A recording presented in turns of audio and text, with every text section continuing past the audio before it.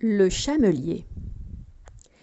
J'aimerais vous raconter l'histoire d'un jeune chamelier touareg de 11 ans nommé Abdel, qui traversait le désert avec sa tribu depuis qu'il était tout bébé, arpentant les dunes dorées du grand désert de Ténéré. Son père l'avait chargé de veiller sur la cargaison que supportait son propre chameau, qui se dandinait dans ce paysage propice à l'imagination. Tout se déroulait normalement lors de cette traversée, jusqu'à ce que les chameaux se mettent à s'affoler.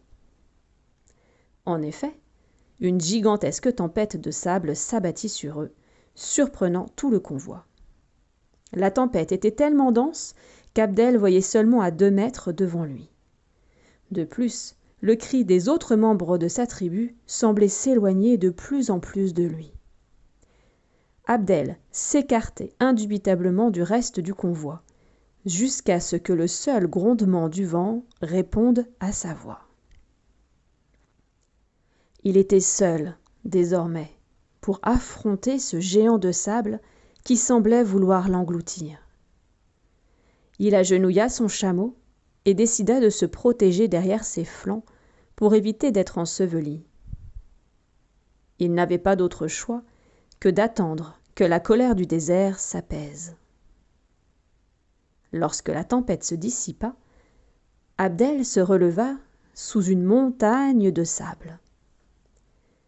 Autour de lui, aucune trace du reste de sa tribu. Il était perdu, seul, au milieu du désert, du sable à perte de vue, chaque dune ressemblant à sa voisine. C'était la panique. Abdel avait toujours été lié à sa famille pour survivre dans ce paysage hostile. Il finirait sûrement comme ces carcasses d'animaux qu'il croisait parfois sur le chemin, assoiffé, en proie aux charognards, un squelette d'enfant rongé par les vents. Il se mit à pleurer, complètement désespéré.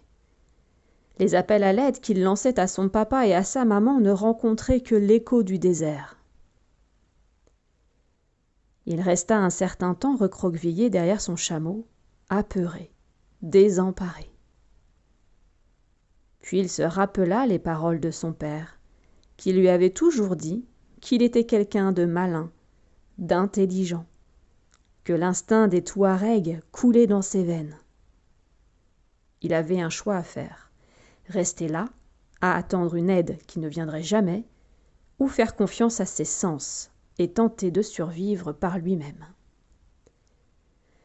Alors, il se rappela que dans ce désert, le vent dominant venait invariablement de l'est et formait de petites vaguelettes sur les dunes. Il lui suffisait de prendre la direction perpendiculaire à ces vagues pour aller vers le nord, où devait justement se rendre le reste de la tribu. Il décida alors de prendre son courage à 2 mains et de tenter sa chance. La nuit tombée, c'était la lune et les étoiles qui le guidaient. L'étoile polaire lui montrait son chemin. Son père lui en avait parlé. Puis, au bout de 2 jours, le paysage commença à changer. Le sable, faisant place à une terre desséchée, Abdel reprenait espoir à chaque pas. Il reconnaissait ce paysage-là. Il était sur la bonne voie. Abdel devenait un petit homme autonome au fur et à mesure qu'il avançait. Lors de la 3e nuit, le pauvre petit était épuisé. De plus, les nuages recouvraient totalement le ciel, le rendant aveugle. Alors, il s'allongea contre son chameau pour faire une pause. Et là, se produisit quelque chose d'étrange. Les chants de sa tribu lui parvenaient aux oreilles, sur sa gauche. Pourtant, aucune lueur à l'horizon, aucun feu. Mais ce chant se faisait de plus en plus insistant, au fur et à mesure qu'Abdel lui portait attention. Il décida alors de suivre cette direction. Et au bout de plusieurs kilomètres, il finit par retrouver les bras de son père. « Merci, papa, c'est grâce à vos chants si je vous ai retrouvé. »« Mais voyons, mon fils, à aucun moment nous n'avons chanté ce soir. Je crois plutôt que tu as entendu le chant de l'espoir. C'est cela, l'instinct des Touaregs. Il coule dans tes veines depuis le début, et parce que tu lui as fait confiance, tu as survécu.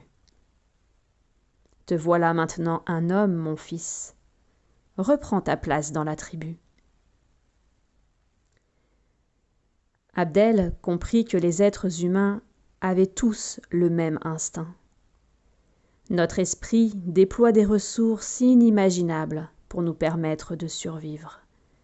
Peut-être que ces ressources étaient simplement endormies, en vous, n'attendant qu'un jour comme aujourd'hui pour s'épanouir et réveiller votre instinct.